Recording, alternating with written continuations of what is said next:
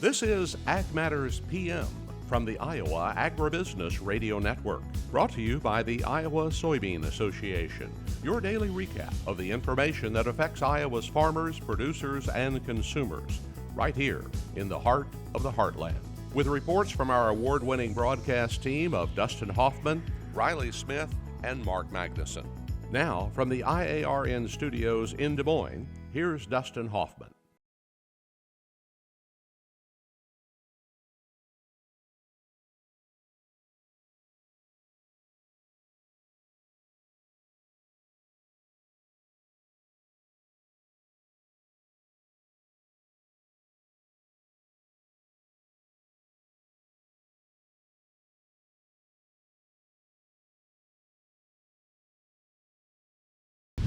It's time now for the Ag Matters PM Closing Market Summary, your source for market analysis and settlement prices from the day's trade in Chicago, courtesy of the folks at agmarket.net.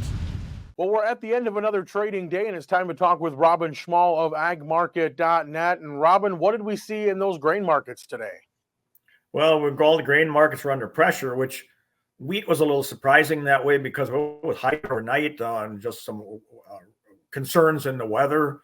In Russia, deteriorating some more of their crop, but that ran its course during the day, and I think it was just digested. Probably, I mean, we've talked about that weather or a decrease in production. You know, that's been floating around the market for a period of time already, and I think it's just starting to get a little bit old news because maybe it's not going to get much worse than it is, and still maybe it's going to be sufficient, anyway.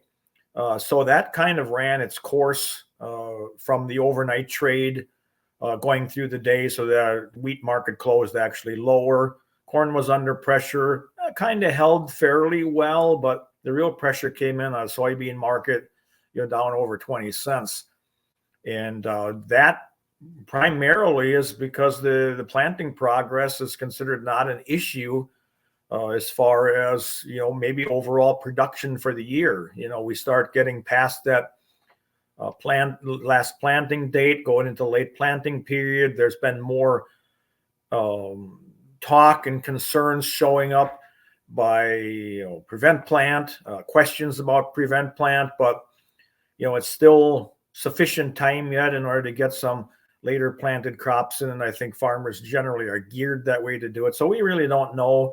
We're going to have to wait until the June 28th acreage report. They're going to try to put some of the prevent plant acres factored into that. But we're looking at planting progress estimate this week. Corn is 92% planted. That's the estimate. It was 83% last week. And last year it was 96%. So again, there's no concern there really. Now that doesn't take into account replanting, never does, but in other words, we're basically on track. So the first corn condition report coming out this week, they're looking at 70% good to excellent. That compares to 64% a year ago. Soybean plantings are estimated at 80%. It was 68 last year, so a 12% increase over the last week. A year ago was 91%. So we are running behind on the soybeans, but soybeans have a little bit longer time that those can get into the ground. We might be seeing some planting windows open up here in some of those areas where, they've been running behind, coming through this next week here. Spring wheat, 95% planted versus 88 last week and 93 on the 5-year average. So no concern there. Spring wheat conditions, they're expecting at 70% good to excellent versus 64% a year ago. So that's right in line with the corn. Corn is at the exact same 70% good to excellent, 64% a year ago. Winter wheat condition, that's 48%. That's the same as last week. Last year it was 36%. Export inspections were variable. Corn was 44.5 million bushels, down 4.2 million bushels from last week. Soybeans, 8.2 million bushels, up 1.1 from last week. And wheat at 14.7 million bushels, up 6.2 million bushels from a week ago. So the export inspections didn't have any bearing really on what was going on in the market today. That was all geared toward planting progress, weather. I mean, some of the crops that are in the ground are looking good. I mean, some of them, that little more wetter areas, you have that little bit of a paleness to it, not quite as well, but that can change fairly quickly. We've all seen that, over the years. So that's, again, not much of a concern at this point in time. Now, the IRS has issued further guidance for biofuel producers, and those producers are encouraged to apply for those credits, registered by July 15th, so that they can ensure that those applications will be processed by January 1st when that comes into play. Sounds like a lot of time, but based on all the red tape and everything that goes through, that needs to be done now that those further guidelines are in place. China continues to work toward self-sufficiency, food security, and that'll reduce their reliance on imported grain. We've been seeing a reduction or a decrease in exports to China.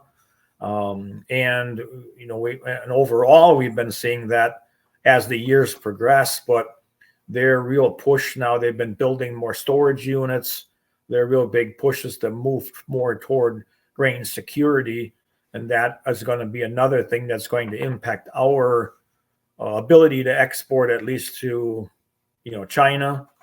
Whether, we can make up some of that in some other countries, that obviously will depend on weather in different areas of the country, but we are in a trajectory that less and less may be exported to China. We have to keep that in mind when we look at potential for grain price movement as we move through this year and through subsequent years, because there's a lot of competition out there, and we need to meet that competition or develop new markets in order to be able to see some good exportability, good price support.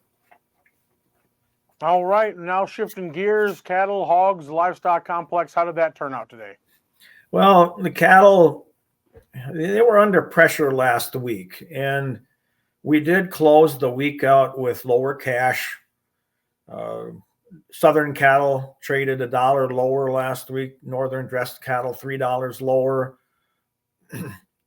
They had some bearish news thrown at it with the plant in Greeley, Colorado, being banned by China for their beef products for now until further testing is accomplished. Then there was a dairy worker in Michigan that got confirmed bird flu again. So that all played into that market last week. We did see some lower box beef prices or weakness going into the end of the week. We did see the market under pressure early today, and then it kind of got some legs under it, going into the close with some mixed trade in or mixed close in feeder cattle, higher close in live cattle.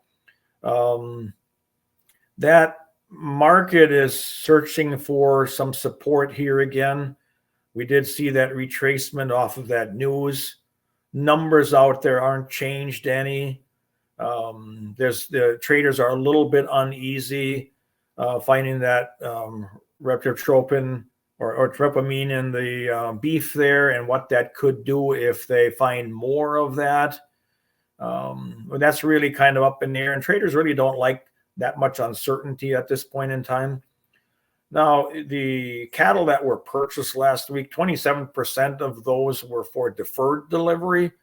So packers can hold them over, which I think packers aren't going to be very adamant or aggressive in buying this week. They did get some lower cash last week. I think that's going to carry through to this week. And with having 27% purchased ahead, gives them a little bit more bargaining power in that. Now, noon box beef prices did show a little bit more life again. Choice was up $1.35. Select up $2.24. The close of that today is uncertain. But right now, I think the traders are just kind of holding. They're just kind of seeing how things develop as we move through this week. In the hog market, hogs futures still are oversold by quite a lot.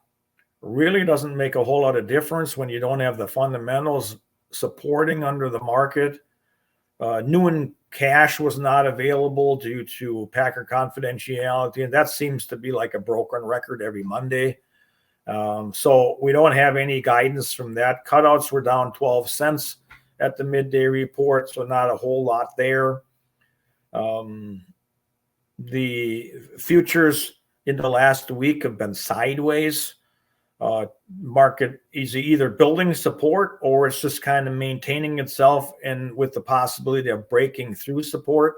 Funds have been slowly liquidating long positions and been reducing those long positions. They're still holding on to like over 30,000 long contracts, but they've been reducing those. So it provides some hope that if we find some support under that market, that they could step back into that market fairly quickly and buy. But boy, if they break this technical support in this market that we've developed over this last week, we could see another round of selling as more liquidation would surface. And one of the things we've seen, the higher hog slaughter pace for quite some time now, but the last weekly hog slaughter, or not slaughter, the weight, average weights, I mean, they're up 6.2 pounds per animal average weight above a year ago. So we're seeing the higher slaughter, but we're seeing a lot more tonnage coming through at the same point in time. So it does give the impression demand is good because it's using that up. But as long as that continues to come to the market and we see these heavier weights, upside may be limited. Well, Robin, lots to think about. And if folks want to pick your minds there at agmarket.net to get some ideas, some strategies, what's the best way for them to get in touch? Well, they can call me directly at 877-256-3253 if they would like, or they could go to our website, agmarket.net. There's an 844 number there on the screen. They can call that, and somebody will be glad to answer their questions. All right, Robin, we thank you so much for the insight, and we'll talk to you later on this week.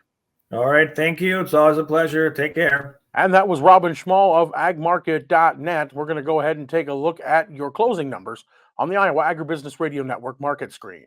At the close, July corn was down 2 3/4 at 443.5. Soybeans down 20.5 at 1184.5. Soy meal down $5.20 at 359.50. Soy oil down $1.38 at 44.14. Chicago wheat down 5 3/4 at 672 3/4. Kansas wheat down 8 3/4 at $7 even. Minneapolis spring wheat down 6 cents at 733 3/4. Oats down 12 3/4 at 374 3/4. On the Merck, June live cattle up 47 cents at 182.02. Feeders down 20 cents for August. They're at 256.20. Lean hogs down 70 cents at 93.65. Pork cutouts 47 cents higher at 103.17.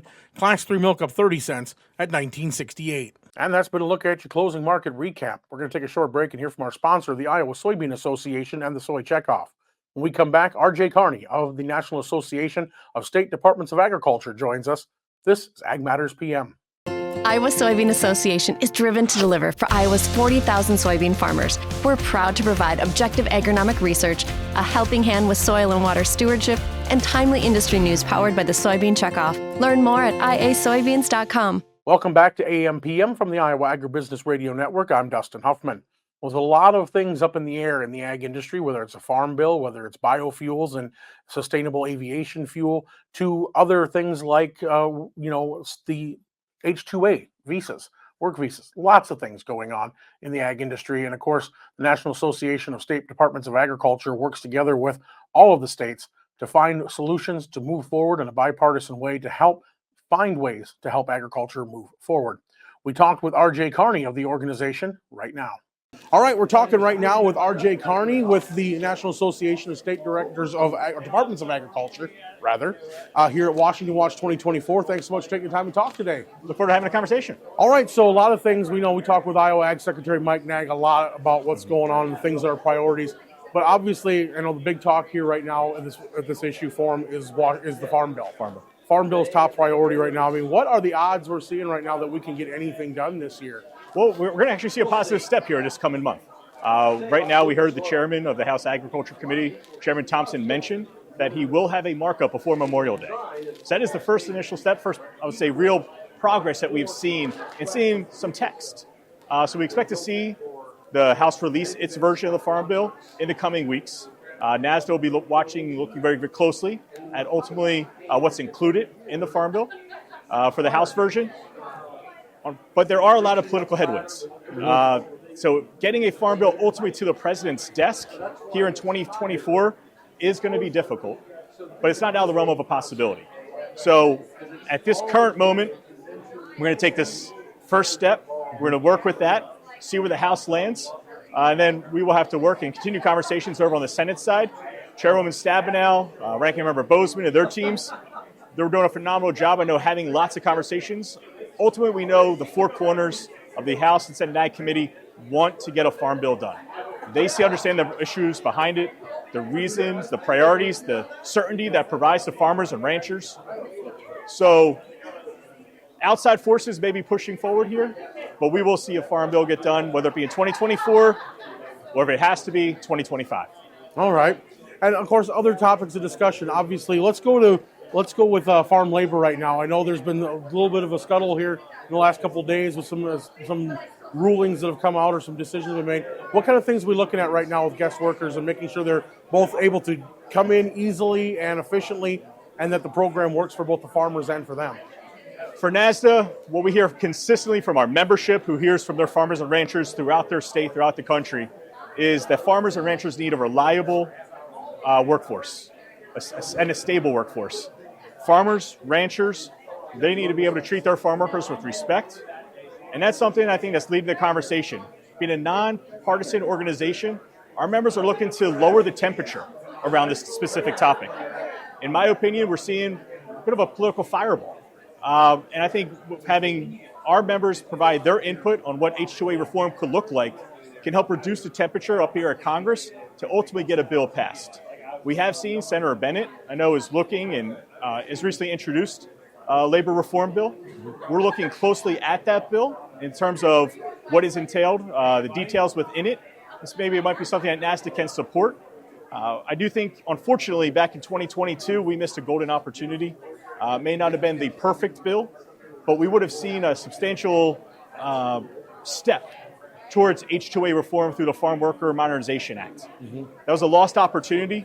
So we're going to continue to talk with Congress and ensure whatever bill ultimately comes to the across the desk of Congress will include year-round workforce for those industries, specifically the dairy industry, that don't have seasonal commodities.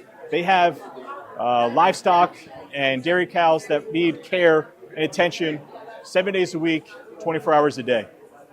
So that is something that we're going to be focused on here moving forward. All right.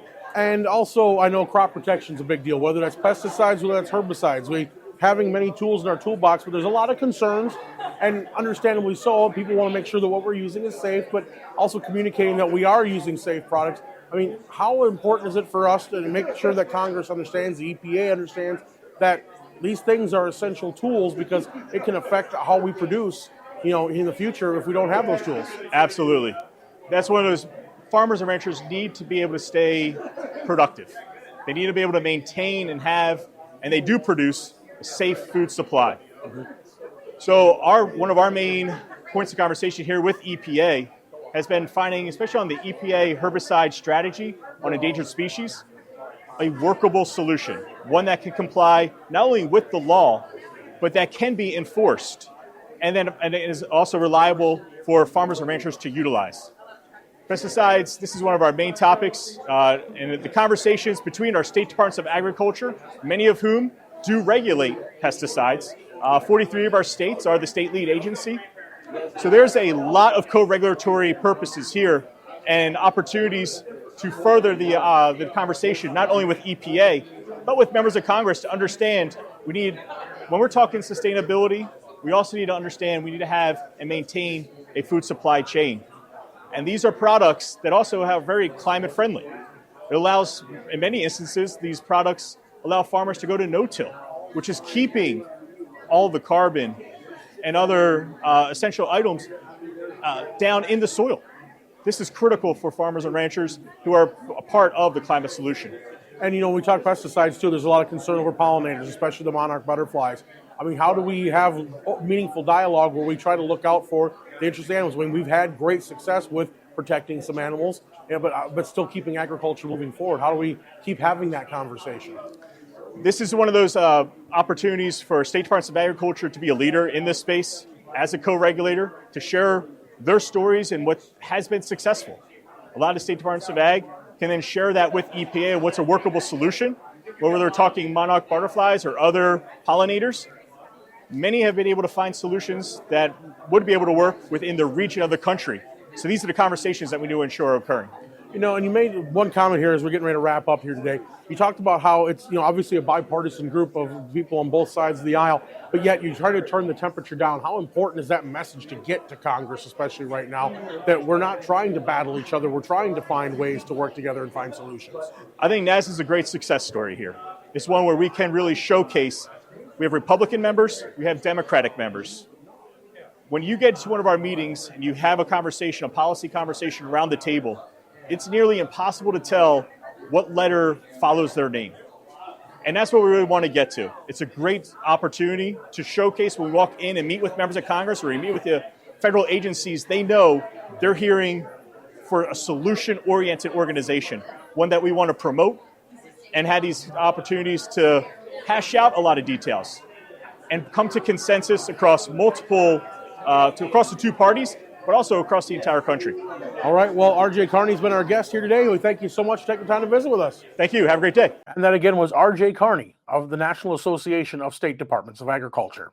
And that brings us to the end of today's show. You can find all our content online at iowaagnet.com. You can follow us on Facebook, X, LinkedIn, and on our YouTube channel. While you're here, definitely subscribe and hit the bell icon so you're notified each time we put out a new video project. Don't forget about the 3 times daily free market podcasts, openings, middays, and closings. You can find those on Amazon, Apple, Google, Spotify, and Podbean. From the IARN studios in Des Moines, I'm Dustin Huffman. For Mark Magnuson, Andy Peterson, and Riley Smith, we thank you for watching. This has been Ag Matters PM.